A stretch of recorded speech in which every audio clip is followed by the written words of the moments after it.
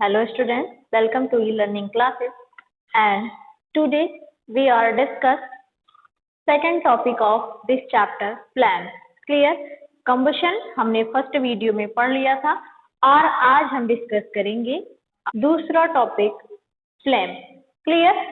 तो सबसे पहले हम देखेंगे कि flame already in general language आप जानते हैं कि फ्लैम जो जलता है जिससे हमें हीट और लाइट मिलती है वही हमारा क्या होता है, फ्लेम होता है. वही उसकी इन हिंदी बोले तो लव जिसको बोलते हैं, जिसकी वजह से हमें लाइट मिलती है, वही किसी चीज का क्या होता है, हमारा फ्लेम होता है. तो देखते हैं definition of a flame. A flame is the visible part of a fire. Flame जो है वो दिखने वाला पार्ट होता है किसका, फायर का. यानी कि यही पार्ट जो फ्लेम है यही हमें दिखाई देता है. It gives light and heat. ये लाइट और हीट देता है. The colour and temperature of a flame depends on the type of fuel that is used to make the fire. इसका कलर और टेम्परेचर डिपेंड करता है फ्यूल पे कि किस तरह का फ्यूल हमने यूज किया है, उस तरह का ये लाइट और एनर्जी हीट हमें प्रोवाइड करेगा. तो फ्लैम समझ में आ गया कि फ्लैम जो होते हैं वो विजिबल पार्ट होता है फायर का. यानी कि फायर का यही फ्लैम का पार्ट जो है वो हमें दिखाई देता है और यह हमें हीट और लाइट प्रोवाइड करता है. और टेम्परेचर डिपेंड करता है फ्यूल पे. जिस तरह का फ्यूल हम यूज करते हैं उस तरह का ये हमें टेम्परेचर देगा और उसी तरह की इसकी लाइट भी होगी. तो फ्लैम का डेफिनेशन क्लियर हो गया. यानी कि फ्लैम जो है वो हमारा विजिबल पार्ट है और ये टेम्परेचर और हीट जो होती है इसकी ये डिपेंड करती है फ्यूल पे. और ये फ्लैम ही है जो हमें हीट और उजाला जो लाइट ये देता है. क्लियर? तो ये फ्लैम एक जैसे सभी फ्यूल के फ्लैम जो होते हैं वो एक जैसे नहीं होते. आपने बैक चैप्टर में ही पढ़ा है कि फ्यूल क्या होते हैं. कोल, पेट्रोलियम, एलपीजी, ये सब क्या है, फ्यूल है हमारे. यही सब हम जलाते हैं, इसी की फ्लैम को हम देखते हैं. तो हम देखते हैं structure of a flame. Flame का स्ट्रक्चर, ये अलग अलग जो फ्यूल होते हैं अलग अलग तरह का स्ट्रक्चर फॉर्म करते हैं. हमने देखा होगा कैंडल के ऊपर अगर हाथ लगा के देखें तो अलग स्ट्रक्चर आता है. गैस स्टोव के ऊपर हाथ लगाएंगे तो कैसा अलग स्ट्रक्चर आएगा. अगर वहीं पे केरोसिन ऑयल की कोई लैंप जल रही है उस पे अपना हाथ लगाते हैं तो अलग तरह का स्ट्रक्चर फॉर्म होता है. हमने ये जनरली ये हम कर भी सकते हैं. आप एक्टिविटी करके भी देख सकते हो. ऐसा नहीं कि हाथ के थ्रू देखेंगे. हम किसी चीज को ले लेंगे, सपोज ए ग्लास रॉड या ग्लास की स्लाइड ले लेंगे, उस पे ये हम एक्टिविटी कर सकते हैं. क्लियर? तो हम देखते हैं structure of A flame. Different structure is form. यानी कि फ्लैम के डिफरेंट स्ट्रक्चर हमें फॉर्म हो सकते हैं. अलग अलग फ्यूल में ये अलग अलग स्ट्रक्चर. कुछ एग्जाम्पल हम एक्टिविटी देखते हैं. This is a candle. Candle already you know that candle आप अच्छे से इससे फैमिलियर है. मोल्टन वैक्स है. क्या ये मोल्टन वैक्स है, ये जल रही है कैंडल. इसके ऊपर हमने ये स्लाइड, ग्लास की स्लाइड होती है, उसको हमने इसके ऊपर रखा थोड़ी देर, लगभग 10 सेकेंड तक रखा. तो हमने देखा कि यहाँ पर एक स्ट्रक्चर फॉर्म हुआ है. फिर इस स्लाइड को हमने हटा लिया, यहाँ से रिमूव करके रख लिया. उसके बाद दूसरा लैंप हमारा केरोसिन ऑयल का है, इसकी फ्लेम जल रही है, उसके ऊपर हमने स्लाइड रखा तो ब्लैकिश कलर का यहाँ पर स्पॉट बन गया. कैसे कलर का, ब्लैक कलर का स्पॉट यहाँ पर फॉर्म हो गया. फिर इसको भी हमने रिमूव करके रख लिया. उसके बाद फिर हमारी ये कैंडल एलपीजी जल रही, उसके ऊपर हमने ग्लास रॉड लिया, यानी कि ये छड़ जैसी रिजिड है, इसको लिया और इसको किया तो यहाँ पर जो स्ट्रक्चर फॉर्म हुआ वो सर्कुलर स्ट्रक्चर फॉर्म हुआ. क्योंकि ये कैसा है, हमारा सर्कुलर फॉर्म में है, तो यहाँ पर जो स्ट्रक्चर फॉर्म हुआ वो सर्कुलर फॉर्म. तो जल सभी रहे हैं, ये भी, इसका भी फ्लेम, इसका भी फ्लेम और इसका भी फ्लेम. लेकिन जो स्ट्रक्चर है वो हमें कैसे दिखाई दे रहे हैं, डिफरेंट स्ट्रक्चर दिखाई दे रहे हैं, डिफरेंट कलर. और ये डिपेंड किस पे किया है, फ्यूल पे. जिस तरह का हमने यहाँ पर कैंडल लिया, यहाँ पे केरोसिन ऑयल लिया, यहाँ पर एलपीजी लिया, तो हमें डिफरेंट स्ट्रक्चर यहाँ पर फॉर्म हुआ. तो हमने फ्लैम के स्ट्रक्चर्स को देखा. यानी कि स्लाइड पे हम देखें इस एक्टिविटी को हम करके भी देख सकते हैं और अच्छे से समझने के लिए और अच्छे से क्लैरिफाई करने के लिए हम इसको करके भी एक्टिविटी को देख सकते हैं। तो हमने फ्लैम को देख लिया। फ्लैम क्या होता है? फ्लैम विजिबल पार्ट होता है फायर का और ये हमें हीट और लाइट प्रोवाइड करता है और इसका टेम्परेचर जो होता है और फ्लैम का टेम्परेचर किस पे डिपेंड करता है? फ्यूल पे डिपेंड करता है। जिस तरह का हमारा फ्यूल होगा उस तरह की फ्लैम जलेगी, रेड, ब्लू, है ना, उस तरह की हमारी फ्लैम जलेगी और डिफरेंट स्ट्रक्चर फॉर्म करेगी। क्लियर? ओके स्टूडेंट, तो हमने फ्लैम और उसके स्ट्रक्चर को देख लिया। अब हम देखते हैं different zone of candle flame, यानी कि जो हमारे स्ट्रक्चर्स बन रहे थे वो डिफरेंट जोन में भी डिफरेंट स्ट्रक्चर बनते हैं। अब देखते हैं हम कैंडल फ्लेम में कौन कौन से जोन होते हैं और कौन हॉटेस्ट जोन होता है और कौन कम हॉटेस्ट होता है, लुमिनस जोन होता है। तो ये है हमारा, ऑलरेडी ये स्ट्रक्चर आपके बुक में भी होगा, कैंडल,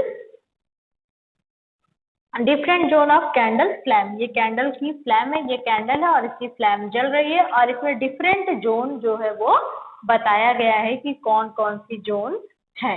तो सबसे पहले ऊपर हम देखते हैं outer zone of complete combustion, जो कि ब्लू कलर की है। जो आउटर जोन होती है, ये हमारी जो आउटर जोन है बाहर की, ये ब्लू कलर की होती है और ये कंप्लीट कंबशन यानी कि पूरी फुल एंड हीट के साथ, ये पूरी लाइट के साथ ये जल रही है और यही पार्ट सबसे हॉटेस्ट पार्ट भी होता है। फिर उसके नीचे आते हैं, हम देखते हैं मॉडरेटली हॉट, यानी कि ये उससे थोड़ा सा नॉर्मल हॉट होता है, यानी कि यहाँ पर बराबर, न तो ज्यादा होता है ना कभी कम होता है, मॉडरेट हॉट होता है, यानी कि हमेशा ये बराबर रहता है।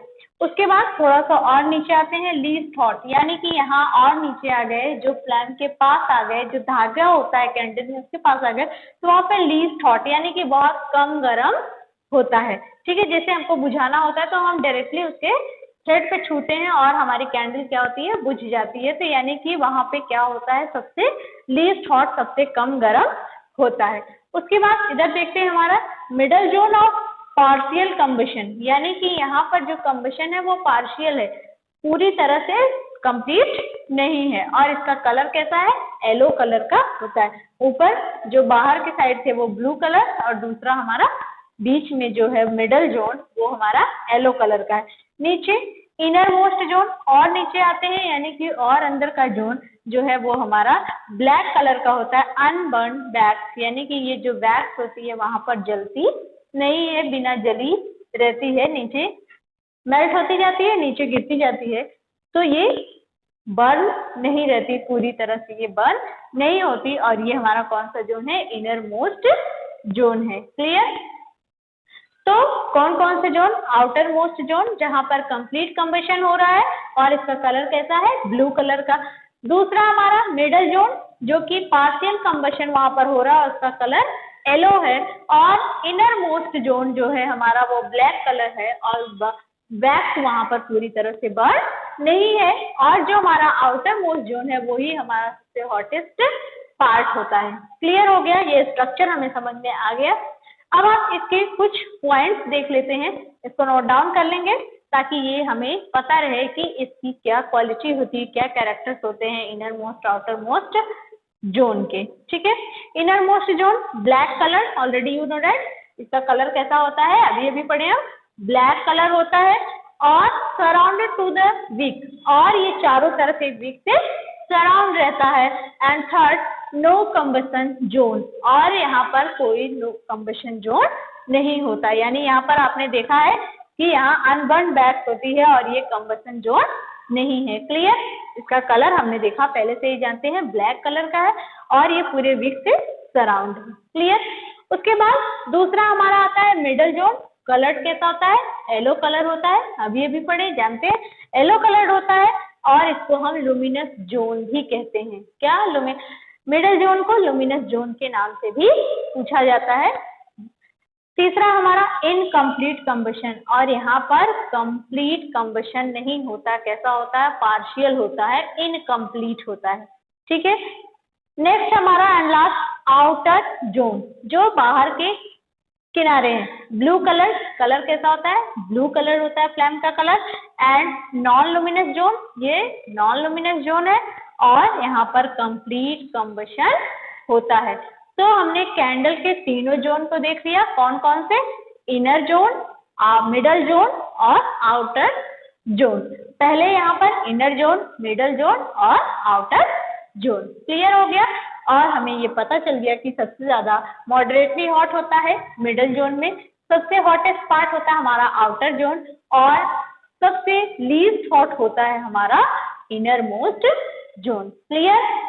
ये फिगर क्लियर हो गया। एक बार हम बुक में देखेंगे तो और अच्छे से क्लियर हो जाएगा। क्लियर? गोल्ड स्मिथ क्या करता है? फ्लेम का कौन सा जोन यूज करता है? हमारा आउटर जोन यूज करता है, क्योंकि ये सबसे हॉटेस्ट जोन है। और गोल्ड स्मिथ को क्या मेल्ट करना है? गोल्ड, सिल्वर, सारी मेटल उसको करनी है, तो यानी उसको ज्यादा हीट की जरूरत है। तो इसीलिए वो एक राउट पाइप लेता है जिसके थ्रू वो एयर पास करता है, ताकि ये जो फ्लेम है डायरेक्टली जलाएगा तो वो उससे स्ट्रक्चर्स आ जाएंगे, इसीलिए इसकी हीट को वो उसके ऊपर प्रोवाइड करता है। क्यों करता है? आउटर मोस्ट जोन को यूज करता है ताकि ये ज्यादा हमारा क्या है? सबसे ज्यादा हॉटेस्ट पार्ट होता है। अब समझ में आ गया कि गोल्ड स्मिथ आउटर, बुक में हमारे क्वेश्चन पूछा गया कि गोल्ड स्मिथ आउटर जोन को ही क्यों यूज करता है, उसी की फ्लेम को क्यों यूज करता है? क्योंकि ये सबसे हॉटेस्ट पार्ट होता है और ये गोल्ड और सिल्वर को मेल्ट करने में हेल्प करता है। ठीक है, तो हमने तीनों जोन को देख लिया और हम समझ गए कि तीनों जोन में सबसे ज्यादा हॉटेस्ट आउटर मोस्ट जोन होता है, उसके बाद हमारा मिडल होता है और इनर मोस्ट जोन सबसे लीस्ट हॉट होता है, यानी कि बहुत कम गर्म होता है। ठीक है, क्लियर? अब ओके स्टूडेंट्स, तो हम देखते हैं अब fuel. Already you know that what is fuel, आप चैप्टर 5 में पढ़ चुके हैं। फ्यूल वो होता है जो बर्न होने पे हमें हीट और एनर्जी प्रोवाइड करे, हीट एनर्जी प्रोवाइड करे। और यूज कहाँ पे होता है? For domestic use like cook and industry. तो वो फ्यूल यानी कि जो हमें हीट एनर्जी प्रोवाइड करता है, दैट्स कॉल्ड फ्यूल।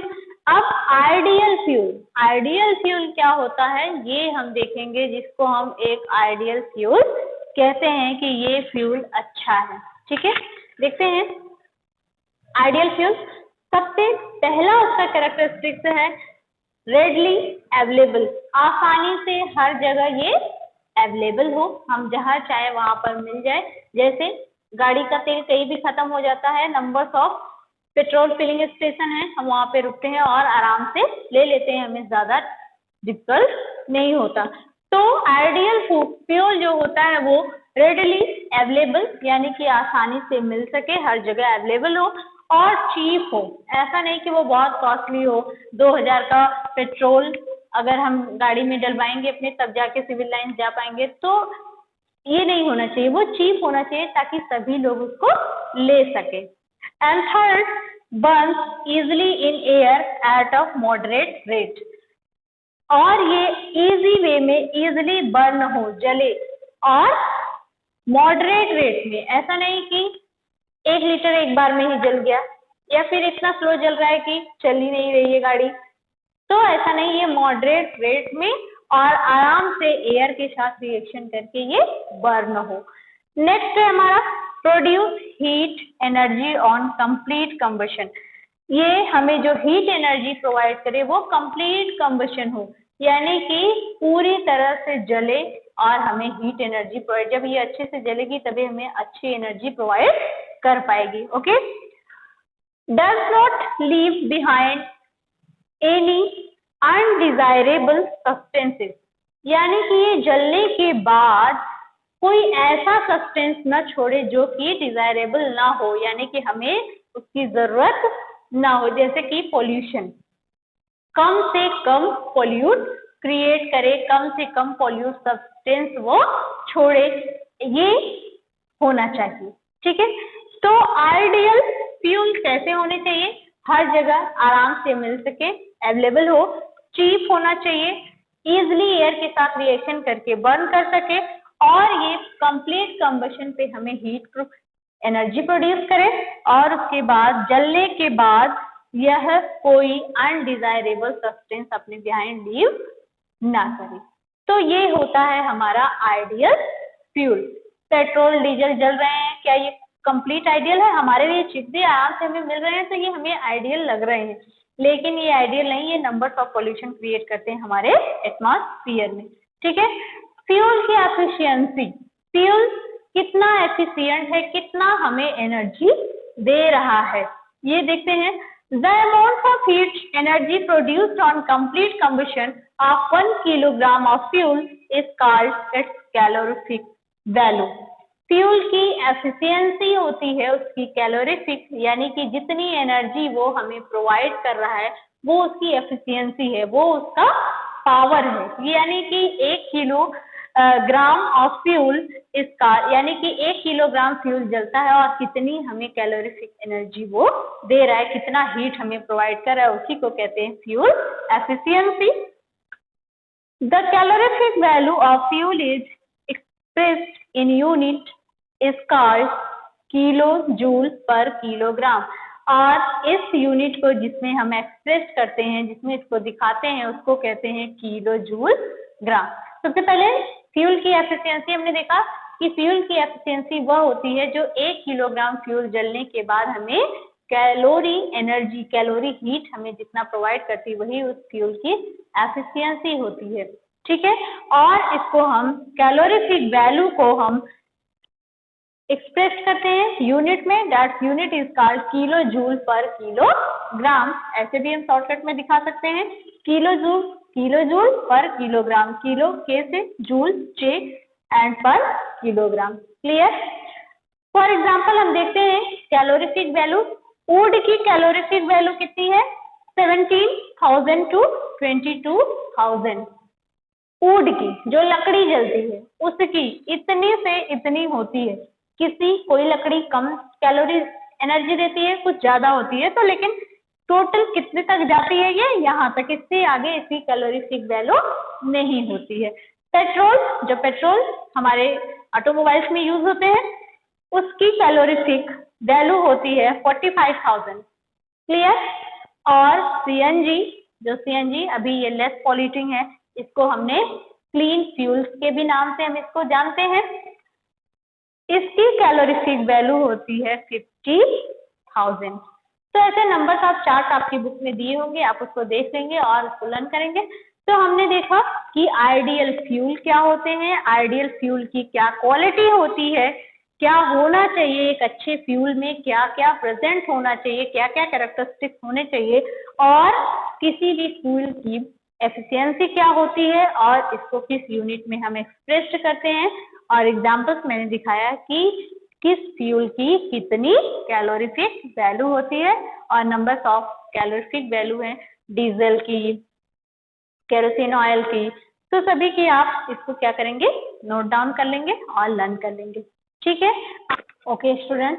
तो जो फ्यूल्स हमारे फॉर्म होते हैं वो हमें हीट एनर्जी तो प्रोवाइड करते हैं, लेकिन साथ ही साथ वो कुछ ऐसे प्रोडक्ट छोड़कर जाते हैं जो कि हमारे इन्वायरमेंट को बहुत ज्यादा पोल्यूट करता है, पोल्यूशन क्रिएट करता है, और उससे नंबर्स ऑफ प्रॉब्लम हमें क्रिएट होती हैं यहाँ पर बिलोंग करने वाले लोगों को, एनिमल्स हो, चाहे वो ह्यूमन बींग्स हो, या फिर हमारे क्रॉप्स हो, जो फसलें हैं, और फिर बड़े बड़े मोन्यूमेंट्स को भी ये प्रॉब्लम क्रिएट करती हैं। कौन?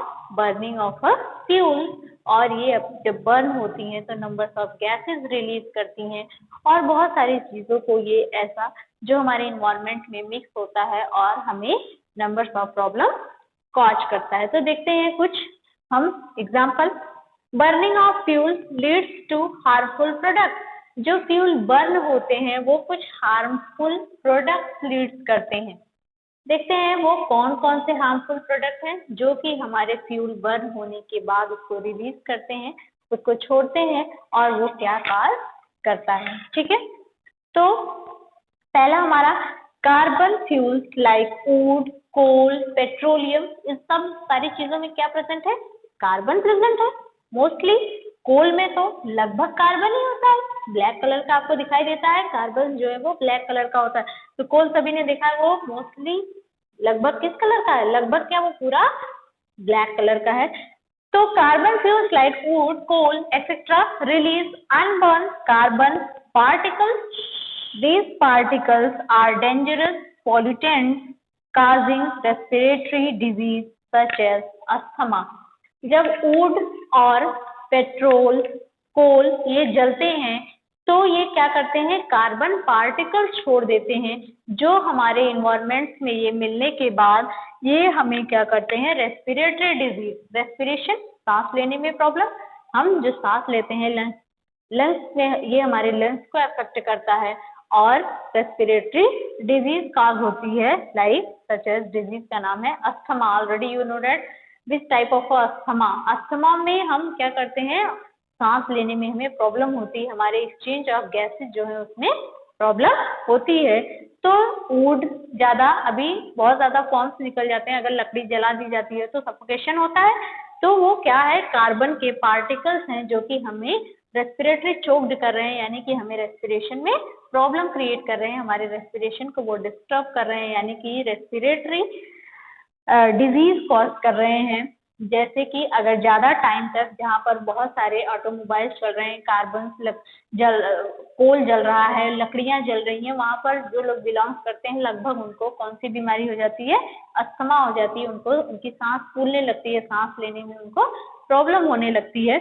तो ये वुड, कोल, पेट्रोलियम ये सब बिना जलाए तो काम चलेगा नहीं, लेकिन ये जलते हैं, हमें हीट एनर्जी प्रोवाइड करते हैं, हमारा एक काम हो रहा है, दूसरी तरफ ये कुछ प्रॉब्लम भी क्रिएट कर रहे हैं, यानी कि कार्बन पार्टिकल्स अपने साथ छोड़ रहे हैं जो कि हमारे एनवायरमेंट को पोल्यूट कर रहे हैं और रेस्पिरेटरी डिजीज कॉज कर रहा है, लाइक अस्थमा. एक क्लियर हो गया कि जब वुड, कोल, पेट्रोलियम जलते हैं तो क्या होता है. ठीक है, दूसरे पॉइंट हम देखते हैं, इनकम्प्लीट कम्बशन, यानी कि जहां पर कम्बशन पूरी तरह से, यानी कि प्रॉपर वो ऑक्सीजन के साथ रिएक्शन नहीं कर पा रहा और अच्छे से जल नहीं पा रहा है, कुछ पार्टिकल्स उसके बच जा रहे हैं. Incomplete combustion of wood, coal etcetera gives carbon monoxide.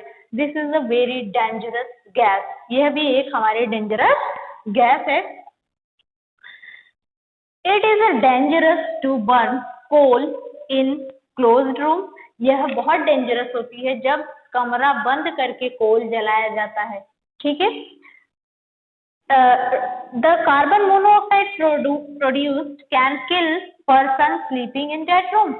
ये क्या करती है, उस पर्सन को किल कर देती है, मार सकती है, जो कि उस रूम में बंद कमरे में वो जला के सो रहा होगा, क्योंकि जब ये जल रहे होंगे तो कार्बन मोनोऑक्साइड एक बहुत ही हार्मफुल गैस रिलीज हो रही है और ये गैस उस पर्सन को, जो उस कमरे में, अगर कमरा बंद है और वहां पे इस तरह के हमारे फ्यूल जल रहे हैं लाइक वुड, कोल, तो वहां पर कार्बन मोनोऑक्साइड गैस रिलीज हो रही है जिसका फॉर्मूला है CO, कार्बन ऑक्सीजन.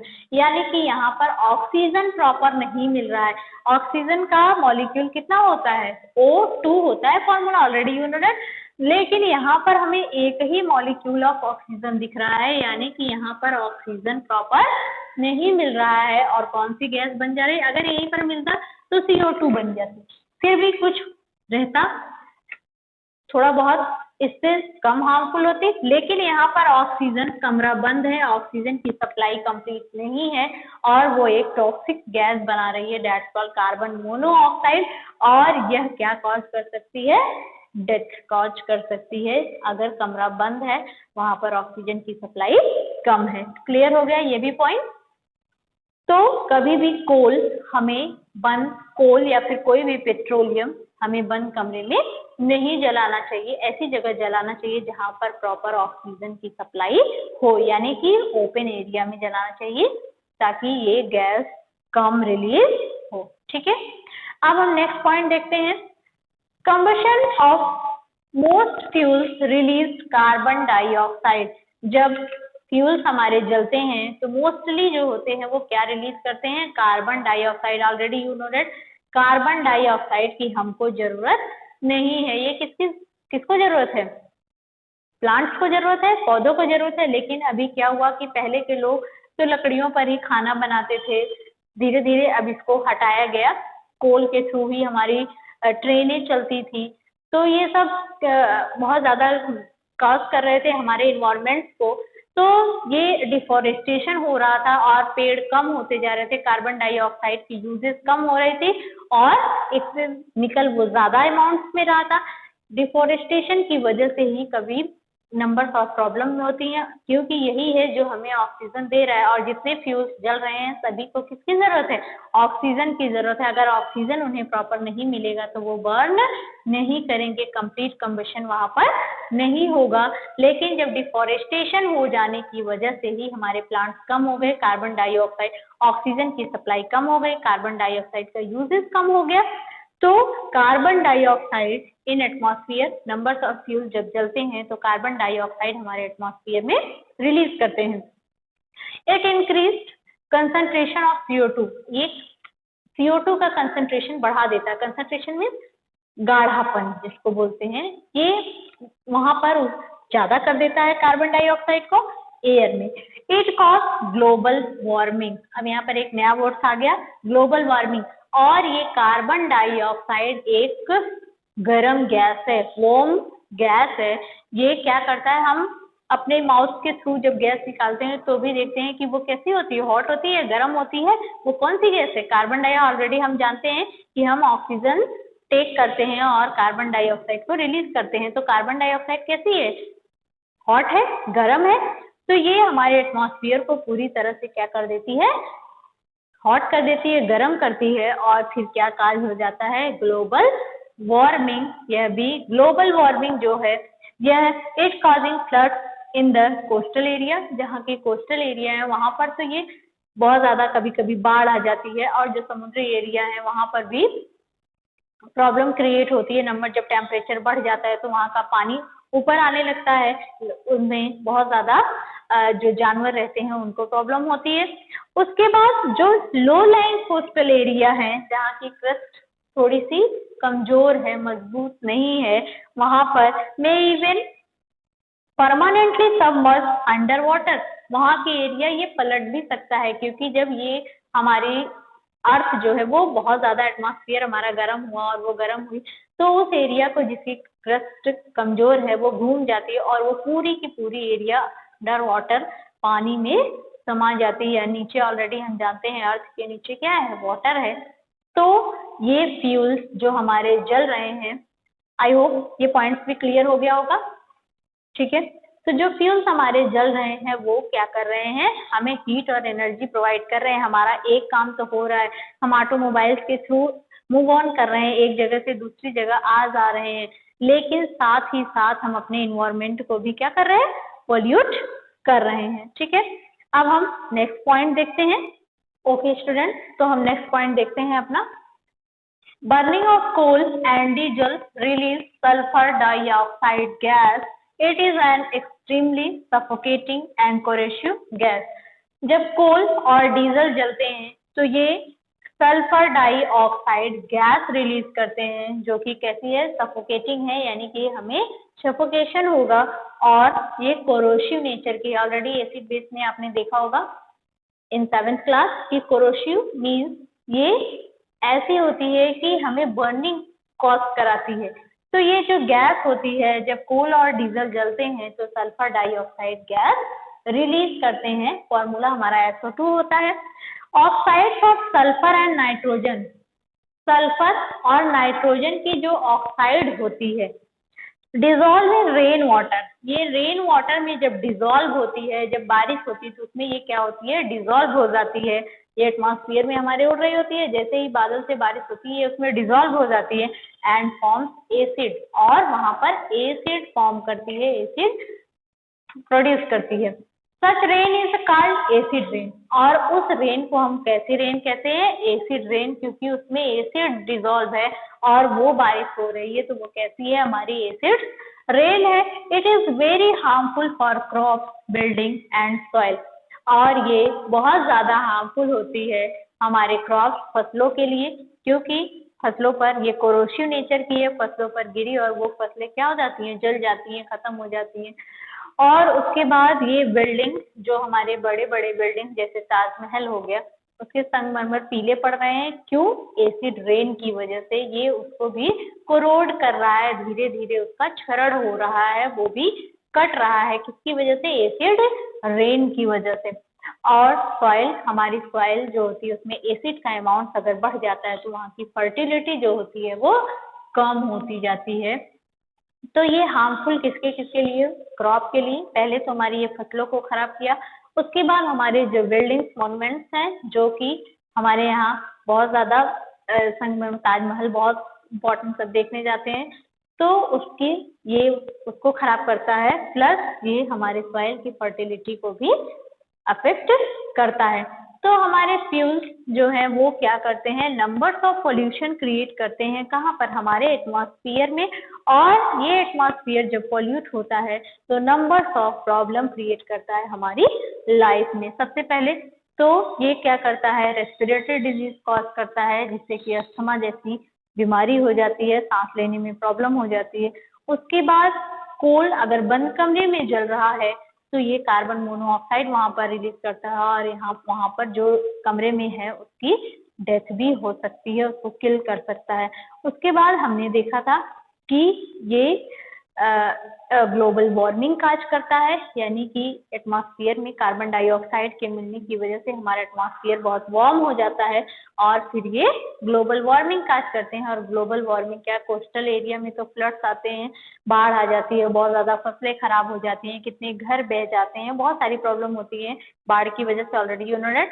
और जो हम लो कोस्टल एरिया, वहाँ तो कभी कभी वो पूरी एरिया ही पलट जाती है वाटर में। और उसके बाद हमारा लास्ट टॉपिक था burning of coal and diesel release sulphur dioxide. ये सल्फर डाइऑक्साइड रिलीज करते हैं जो कि कोरोसिव और सफोकेटिंग नेचर की थी, और ये रेन में मिलकर उसको एसिड्स वहां पर फॉर्म कर रही थी, और उस तरह की एसिड रेन हो रही थी। सॉरी, जो हमारा इस तरह की जो बारिश हो रही थी उसको हम एसिड रेन कहते हैं। और ये एसिड रेन हमारे फसलों को खराब करती है, हमारे बिल्डिंग्स को खराब करती है, और साथ ही साथ ये हमारे सॉइल की फर्टिलिटी को भी कम कर देती है। ठीक है, तो हमने ये चैप्टर, इसीलिए इस चैप्टर में हमने देखा कि ये सारी चीजें हो रही, इसीलिए अब पेट्रोल डीजल की को हटाकर वहां पर सीएनजी लाया जा रहा है, क्योंकि ये लेस पॉल्यूटिंग है, क्लीनर फ्यूल है। इसको हम क्लीनर फ्यूल के फॉर्म में भी जानते हैं, इसके नाम से भी। ये कम पॉल्यूशन क्रिएट करता है, इसीलिए पेट्रोल डीजल को कम किया जा रहा है। नंबर्स ऑफ ऑटोमोबाइल जो है वो सीएनजी के थ्रू चल रहे हैं। ठीक है, तो ये चैप्टर हमारा यहाँ पर फिनिश्ड होता है। अब हम नेक्स्ट चैप्टर नेक्स्ट वीडियो में पढ़ेंगे। आई होप सो कि चैप्टर आपको समझ में आ गया होगा, पार्ट 1 कंबशन, और पार्ट 2 की वीडियो में हमने फ्लैम के बारे में टोटल डिस्कशन किया। Clear? Thank you class. We will meet in next video with next chapter. Okay.